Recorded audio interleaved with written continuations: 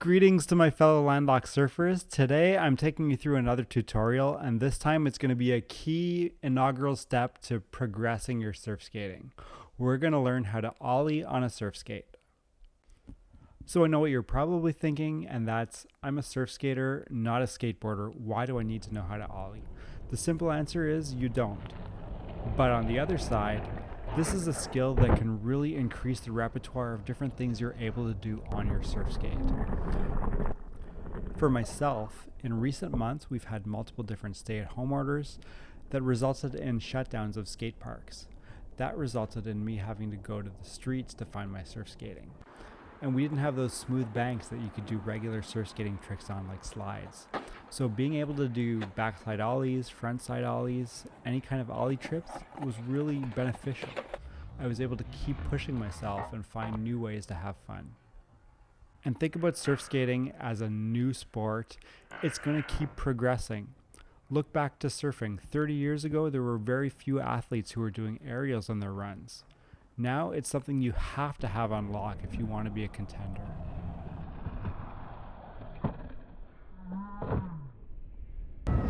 So the mechanics of an ollie. The way it works, you're going to pop your foot down on the tail. And when the back of that deck hits, that's going to pop it up. Problem is, it's going to pop it straight up like that. So what you need to do then is use your feet to balance that board out. So essentially what's happening, you're popping your back foot down, that's going to lift your board, and then you have to level this out by sliding your front foot forward. It's the same thing on a regular skateboard, it just takes a little bit more pronounced action on a surf skate because you've got bigger wheels and higher trucks. So essentially, popping with your back foot, and then immediately after, sliding with your front foot, coming down and landing. So put it all together.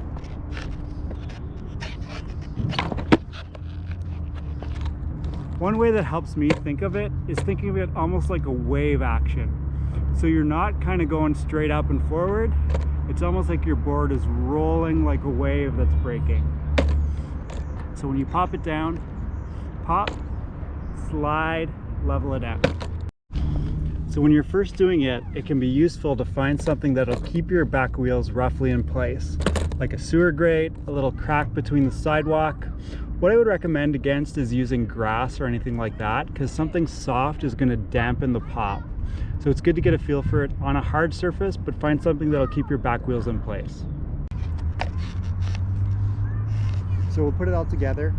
We're going to pop with the back foot, get our nose up. We're going to slide with our front foot. We're going to level it out, and we're going to get prepared for landing. So we're going to get low on our crouch, pop, slide.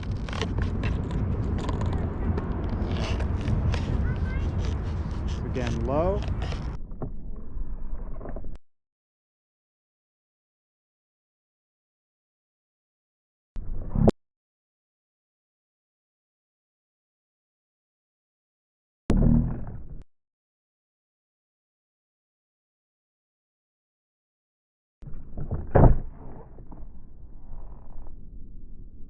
So people who came into surf skating without a skateboarding background, a lot of times I see when they place their foot, they keep it roughly centered. So their toes are off the edge a little bit, heels off the edge a little bit.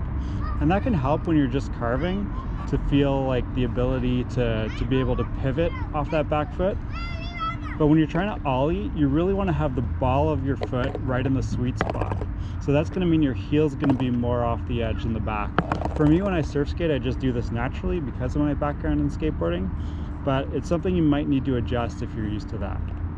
So back foot, find your ball of your foot kind of right in that sweet spot, the center of the board. And your front foot is going to be further back than usual. So most people, when they're surf skating, will have their front foot right about there. When you're going to ollie, you have to get it back a little bit. The further back you go, the more height you can get, because the more pop you can get. But you can start out with some mini ollies, keeping it just a little bit further back like that.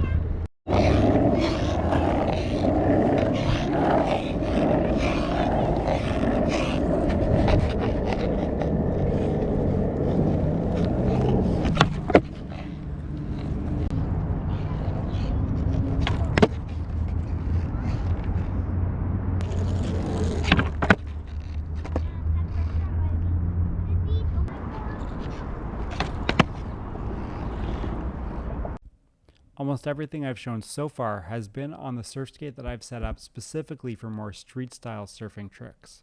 So this is a deck that has a lot of angle to the kicktail, it's got some kick to the nose, it's got lots of concave, it's got C5 trucks, and it's got smaller wheels. This makes it easier to ollie, but it is still possible to do this on other surf skates.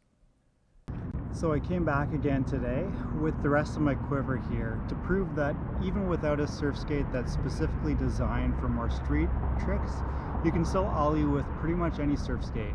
It's just going to be a little bit more challenging with some of the other ones. So you can make little adjustments with your body and how you do it to make it work. So I brought out all of my other boards except for my Yow because it's been 6 weeks now and it still has not arrived across the ocean to North America. So Yow, get on that. You're not featured in this video. We don't know if it's going to ollie well or not. We'll just have to wait and see.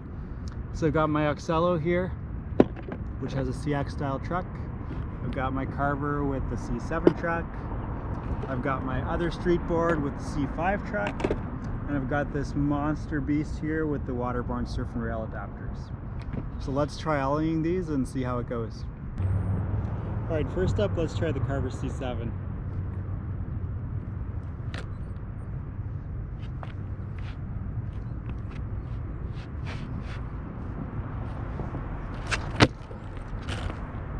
So you saw there, it's a lot harder because there's so much weight in the back to push that forward.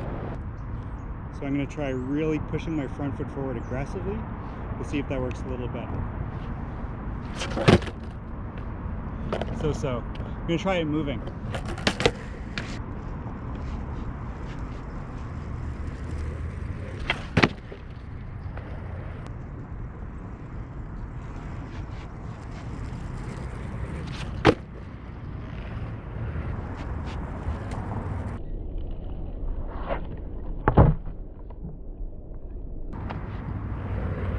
Next up, I know I can ollie this guy. It ollies pretty well actually. It's got that great tail, it's lower to the ground. The only thing is it's a bit narrow, so sometimes when you land and it's so loose that it can be a little bit tough, but let's give it a shot.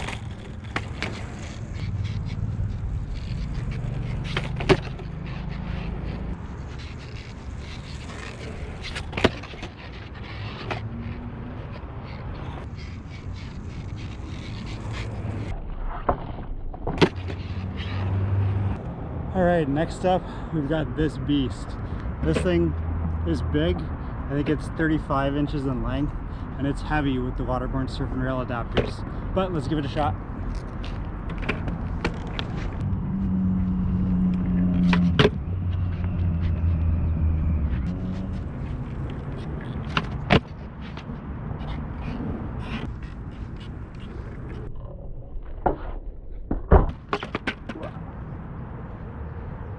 Alright, so the waterborne is so loose that when you do put all your pressure up forward there, you can get wheel bite.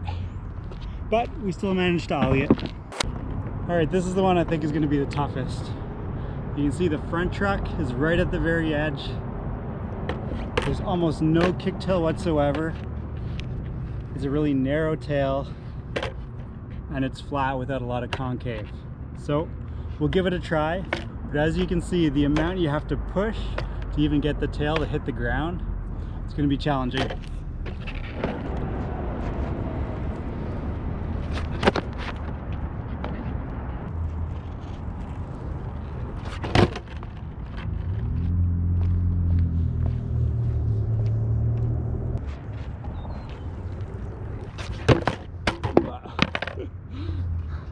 Give it a couple more tries.